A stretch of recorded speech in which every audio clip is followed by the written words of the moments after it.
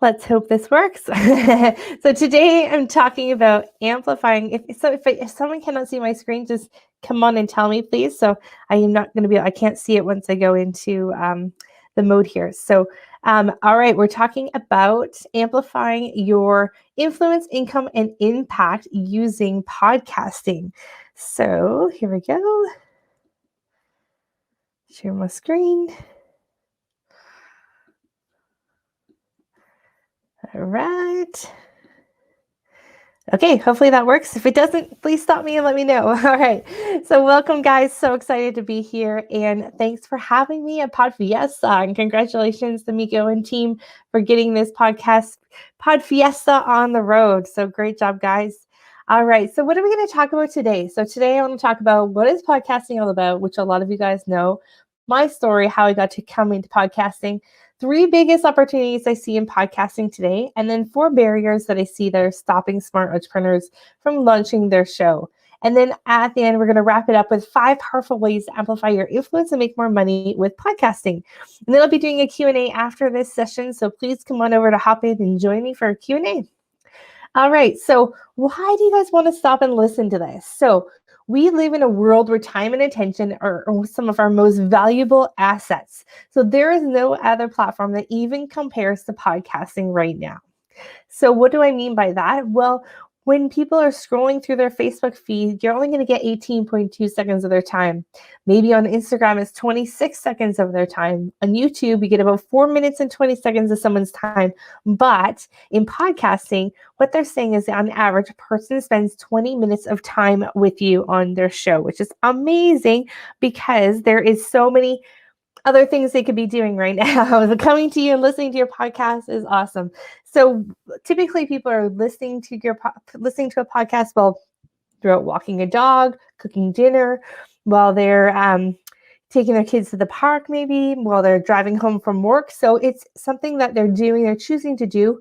You have their attention. So literally you're in their earbuds here, right? So you're right there. Make sure you take advantage of that place that you are. It's a very sacred place to be, right? So you have their attention. So Google is now ranking podcast episodes higher than YouTube. So this is something that you want to pay attention to. Podcasting is just, I'm laying the ground for you. Podcasting is still in its infancy stage. There's lots of room for podcasting. If you're not a podcaster already and you're thinking about it, do it now. Now is the time to do it. I started podcasting back in 2012, where nobody knew what the heck I was talking about. My mom friends, I'd say, oh, what podcast do you guys listen to while you take your kids for a walk in their strollers? And they're like, what is a podcast? What are you talking about? I fell in love with podcasting. I'll tell you that story in a bit. But as Erica said already, my team's launched over 200 podcasts in the last few years. We are number 15 of the top 50 moms in podcasting by Podcast Magazine last year. This was a cool award, but what was even more cool for me was, guys, we had clients at number 6, number 14, and number 17. So to be in that honor with my clients was really cool. And we already heard about Kevin Harrington saying that Amplify U has got one of the best podcast managements in North America. So I want to go a little bit faster through this part because this is not as important. And me and Evans, so you're going to hear from Evans later on in this conference. Evans and I teamed up together because I'm really good at starting podcasts and managing them.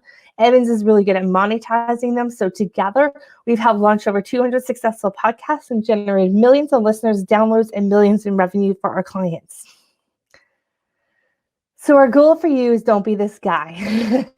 I just want to kind of set the stage for you today that it's going to be really cool. The podcasting space, there's lots of room for you in there. And there's so much information out there that I think stops people from getting started. But let's just start with the basics. So what are so I speak specifically to entrepreneurs and people who have businesses and who want to use podcasting, not as podcasting as a business, but podcasting as part of the ecosystem of their business. So there's 3 major opportunities here. One is being the host where you own the show. Another one is going on as a guest on the show.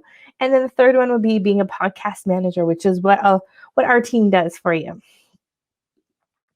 So let's start off with being a guest. What's the opportunity as the guest? Well, it's really great because you're showing up to a show that already has listeners. You get to be elevated as the VIP of the day as a guest on a show. And it's great to go out and be a guest on shows because like I said, like there's no other platform right now that compares to podcasting, because when you go on and have an interview on another show, that interview is going to stay there forever. So I kind of like to think about it as like, back in the day where we were linking websites back to your own website. So you're going out there and leaving an interview out there on another podcast that's going to link people back to your business and your show. So now you're going out there and leaving all these links that people are coming back to your business. So I think podcast guesting is an amazing opportunity. Those podcast guesting spots are out there working for you 24/7, bringing people back into your business. The other opportunity is being a host. So being a host is great. It's like having a media ticket. You get to reach out to people that you want to maybe don't have any other opportunity to. Otherwise, you have you get to lead with service. You say, "Hey, can you come on? I'd love to interview you on my podcast." You're leading with service. You're giving them a platform to speak on, which I think is really great. Something I value is getting to lead with service. Then you get to open that relationship. You have a platform that has listeners. You have built something here as the host.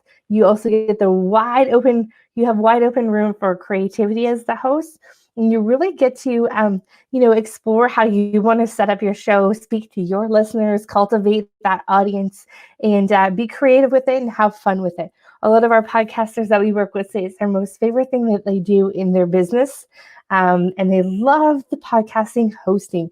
And you get to make it your own show.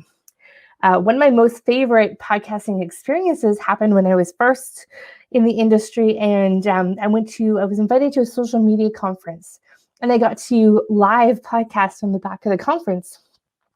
Then as each of the speakers came off of the stage, I got to interview them for my podcast. And I thought, how cool is that? I now am part of media, and I had this privilege of getting a free pass to this conference. Then I got to interview all the speakers. And that was all because of my podcast. I think that was a really neat opportunity. And then the third opportunity is if you're a virtual assistant or you're a technology kind of person, this might be an opportunity for you right now. It's super hot is being a podcast manager.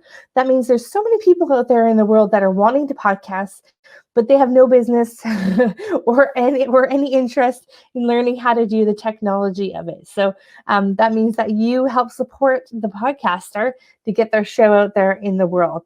So a podcaster would record the show, and then you would take that recording and add the intro and outro and edit it and mix it and produce it and publish it onto all the platforms for them. Maybe give them some social media content.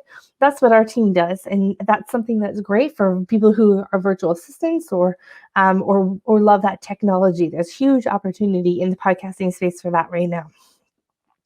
There's many other opportunities out there, but out of those three, which one do you think you are? Are you a 1? Or you're a podcast guest? Are you a 2? Are you a podcast host? Are you maybe 1 and 2? Or are you 3? Which one are you? Tell us all about it. So we do all 3. So we work with hosts and guests, and then we also do the podcast management for you. So we love to help our experts stay in their zone of content creation, which is where they do the best. And then they don't need to learn if they're really good at mindset coaching, there's no need for them to learn how to do the technology of editing a podcast, right? So keeping everyone in their zone of genius is going to make the world a happier place, I think. So what can podcasting do for you? So it can help you share your story out there in the world. It can help you position yourself as an expert, being the go-to person for a particular topic. It can really help you connect with other people. One of my favorite things to do with podcasting is using it as a tool for networking. And they can help you build that like, know, and trust factor for people who are listening to you, wanting to get to know more about you before they work with you. So those are a lot of things that podcasting can do for you, which makes it easier for when someone comes into your world and wants to work with you as a coach or in your business. They've gotten to know you through your podcast. So I hope it's okay if I share a little bit about my story, but my story started in 1999. And when I was backpacking through Europe, I was having the time of my life. I'd spent a whole year as a nanny in Switzerland. And then my 2 girlfriends from high school came and met me, and we were backpacking through Europe, meeting people everywhere, having so much fun. And one night I wasn't feeling great, so I headed back to the hostel early. And later that evening, we got a knock on the hostel door saying that there was an accident. And one of our friends, she'd stayed out a little bit later than the rest of us, she had been killed by a train. And so that moment, I was 19 years old at the time, and my world changed. My whole world shifted. And my friend who I'd known for all through high school was now gone. And oh my gosh, she was so young. She was just blossoming. She was just starting to um, get out of her shell and see the world and create her story for the world. And so my life kind of took on a whole different trajectory after that. I found out at a really young age that life is short. You don't know how long you have to live. So I made it my mission for the rest of my 20s and ongoing throughout my life that I only do things that are fun. I only do things that I really enjoy. I also really make the most of the time that I have here.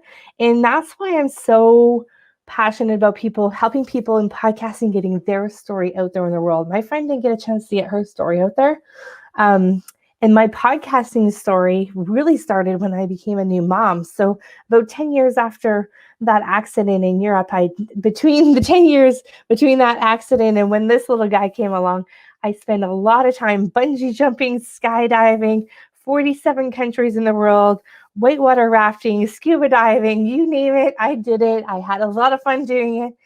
And then my world changed again when I became a new mom. And prior to becoming a new mom, the couple years before, I'd really found my passion in fitness. And I became a fitness professional, and I loved helping people get healthy. And my fitness business grew pretty big, pretty fast. And then when I became a new mom, I slowed everything really down. And I remember sitting on the couch with my little guy one day, and I loved being a new mom, but my business brain was mush. I was like struggling to keep motivated and inspired every day because all I was doing was goo goo gaga on the floor. And so I remember I looked up on my TV one day, and I was like, oh, what is this little purple app on my phone or on my TV? What is this guy? So I turned on the Apple TV, and I realized, I'm like, oh, there's all these shows on there, like Amy Porterfield's Online Marketing Made Easy. Like, this is 2012. It just started. And Jamie Tardy's Eventual Millionaire. So those were a couple of shows that I was like, ooh, this is great. This is getting me motivated. This is getting me excited. So I put my earbuds in every Monday morning. I'd wait for the episode to drop, and then I'd take my son for a walk to the park. So I feel like podcasting really helped pull me out of postpartum depression, perhaps where I was going.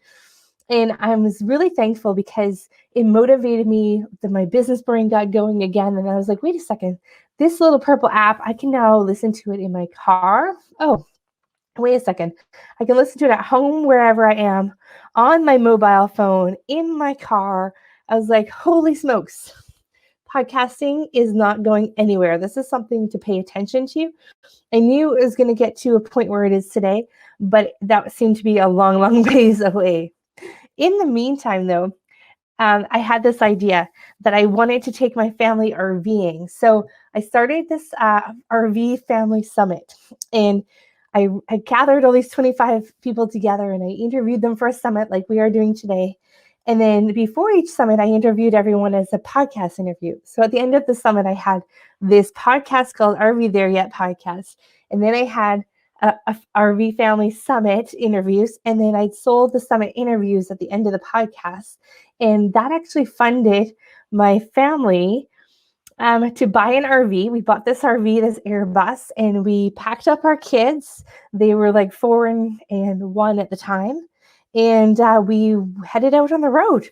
So my husband and I, we had this amazing road trip with our kids for about 5 months. One winter, we went all the way down through California and Mexico and all over the place, Nevada, and yeah, we had a blast. So we really enjoyed it. And all while we were doing this, I was starting my podcast management business. So now I had my own podcast, but I also started helping other people get their podcasts up and going. We moved off the grid. When we came back home, we loved that lifestyle. This is where we live today, where we take a boat across the lake to our house, where I run now our Amplify, which is multi-six-figure business in the podcasting space completely online from a completely off-the-grid location. So it's pretty fun. We've been able to spend a lot of time with our family. And the reason I'm sharing that story with you is because it started with an idea. I had no idea anything about the RV space. I didn't really know much about the podcasting space, but I knew there was something in there and I took a chance on it. So today we manage shows all over the world. We have shows in about 7 different countries, experts, authors, coaches, speakers, people that are just doing absolutely amazing things. But these people that are doing amazing things, just like you who want to start a podcast, I see 4 things that happen when they want to start a podcast. And this is what we're going to talk about today. 4 things that happen to people when they want to start a podcast, but they have some roadblocks. So number 1 is fear. So I see this fear coming up, and it's a fear of like not wanting to put their voice out there, or kind of like coming out from being like, a lot of our clients are like the best kept secrets in their industry. And now they want to get a little bit more visible, but there's a little bit of fear there. There's a fear of being heard and being seen, but there's also a little bit of a fear of like, what if this blows up? Like, what if we get like to be like Joe Rogan, right? Can we handle that? So there's a little bit of fear of both. My suggestion is always, just take a little bit of action. That little bit of action gets you into motion and helps you get through that fear. The second thing is the technology. So now, honest to goodness, the top picture is really what was in my mind when I thought I was going to do podcasting. That's what I thought it was going to have to look like. When really and actually all you need is a microphone and a computer. But that is something, the technology is a real fear that really stops people in their tracks. The next one is perfectionism is stagnation. So, I always say it's good enough to get it out there. Just if you're not embarrassed in a few months from your first few episodes, you waited too long to get it out there. So just get going. If you're in that perfection, it has to be perfect before you put it out there kind of space. It honestly is never going to get out there. So just get going on something that you think is good enough for now. And this is why we say to our clients, know that a podcast is fluid. Right? It's going to change over time. You're going to want to change the cover art, or, this is a perfect segue for a new season. Or if you're evolving the content, maybe it's time for a new season. Or, there's lots of different ways. If you keep your options open, keep your podcast fluid. That way it prevents that pod fade that happens when people rush to put a podcast up there and then after 12 episodes it's gone. Don't be that person. The other thing is that that stops people right in their tracks of getting started is the time. So they think it actually takes a lot more time than it actually does. So we've actually taken a look at podcasting in our business in a way that it's actually going to save you time. So we start with the end in mind. So we take your content strategy and we flip it on its head, where all your content for the entire month is going to come right from your podcast. So that's actually going to save you a lot of time. If you sit down and record 4 to 8 podcasts in a matter of a day or 2, that's enough content for your whole business for 4 to 8 weeks. So you've got enough content in just those couple of hours of sitting there and recording. And so there's a way of repurposing all that content that's actually going to save you time in your social media management. So instead of thinking of podcasting as yet another social platform that you got to be on, think of it as actually the hub of all your social content for your entire business. So we know there's about 1 million podcasts out there right now. Still, actually, there's probably way more than that by now. That was as of April last year. And since the pandemic happened in the last year or so, there's been a lot of podcasts out there. But there's a lot of podcasts, right? And we know podcast listeners are pretty loyal. They're affluent, they're educated. Typically, like I remember when I first started looking at these statistics about 10 years ago, it was like male CEO, well-educated, affluent. They had a credit card because they had an Apple account. They made for really good customers. But what this statistic now means is that podcast listeners, if they like your show, they'll come back to it. They'll listen to your show over and over again. And you better be putting out that content consistently and reliably, or otherwise you're going to lose the listener, right? Because they're educated, they're loyal, and they're affluent. So our listeners want really good quality shows. So they're not going to put up with bad quality sound or shows that miss weeks and all that kind of stuff. So take your podcasting seriously, be professional with it, and put out a show consistently, and know that it's a long-term strategy. It's not a short-term return on your investment right away. So one of our podcasters, Robin, she ran a contest when she launched her show that helped her. It had 150 entries that helped her show hit number one for parenting across 3 countries on the launch week that she did, which was awesome. And that helped put her podcast on the map to get going, right? So it helped her amplify her influence for sure. Then Janice, she's got this podcast. She's out there doing her thing, and she had a guest come on her show. And next thing she knows, she's getting a call from a huge network marketing company saying, "Hey, Janice, we love your show. Can you come on to our national conference and speak in front of 24,000 people about what you're talking about on your podcast?" Wow, that's a huge opportunity for impact right there, right? All from her podcast. Candy says we saved her 40 hours a week and a lot of gray hair. Isn't that right? So when you have that support of someone in your business that knows the strategy, they know the management, they have systems, we have everything in place for you, can save you a lot of time in your podcasting life.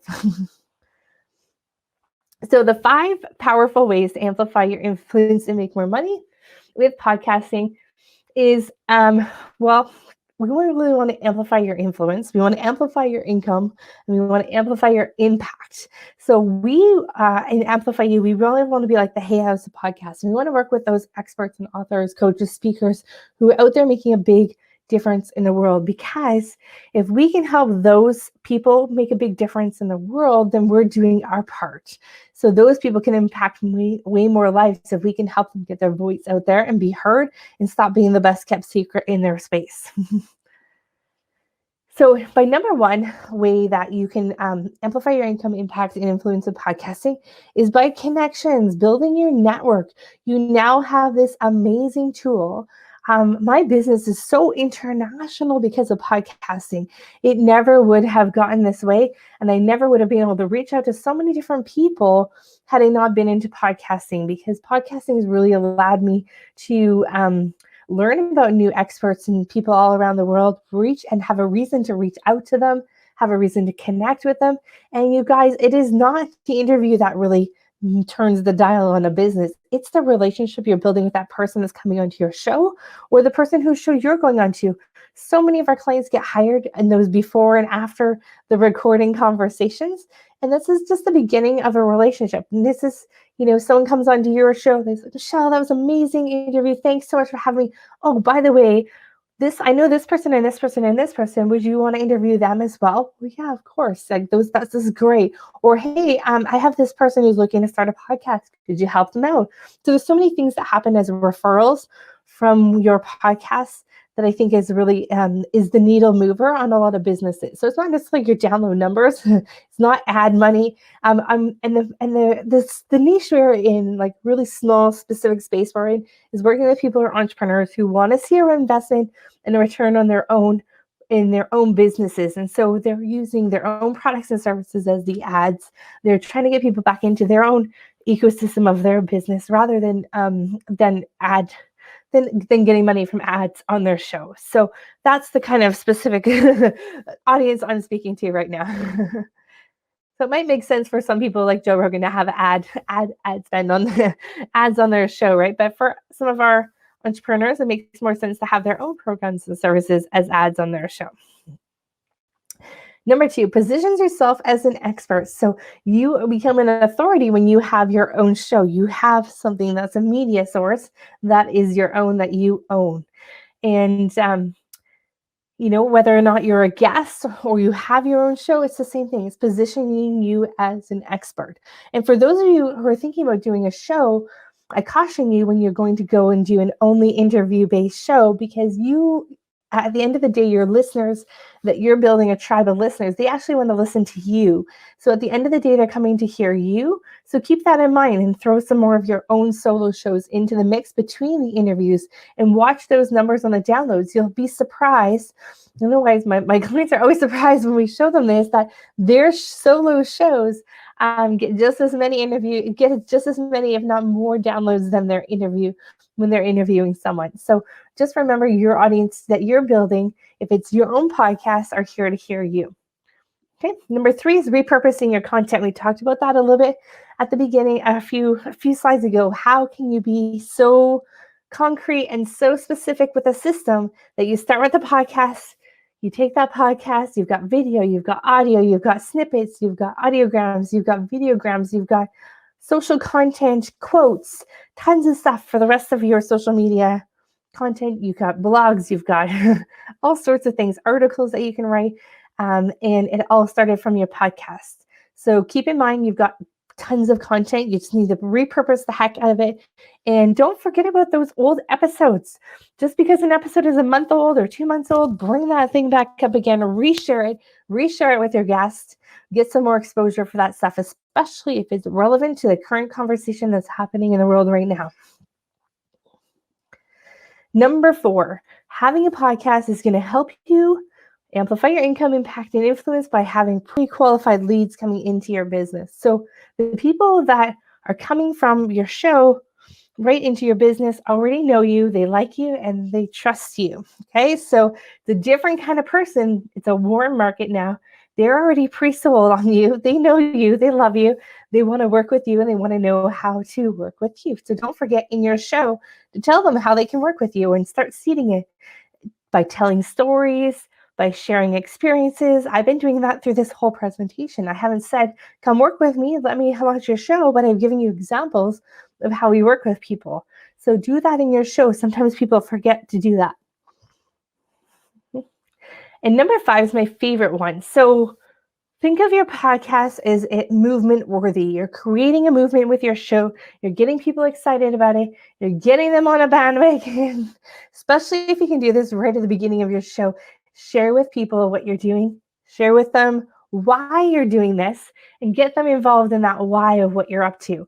So you're out there changing the world, wanting to make a big impact in the world, create a movement around your podcast and invite people to join you in this movement. So Ryan, he had 250,000 downloads. This is within like the first 6 to 8 months of his show, and a sold-out coaching program with a wait list. This guy does not have a cheap coaching program. So I'm just saying that it does work having people come from your podcast, because by the time they get to you to pay $10,000 to coach with you for the year, they already know you. They've listened to every episode you possibly have out there, and they're ready to buy. Emily used to do podcasting is her number 1 ROI from her business. So she used to do about 10 discovery calls from her podcast. And how Emily got those calls is because she spoke to exactly who her audience was exactly who she wants to work with. It was someone who hadn't overcome what she's already overcome. So think about that when you're deciding on your show and what you want to talk about and who you're talking to.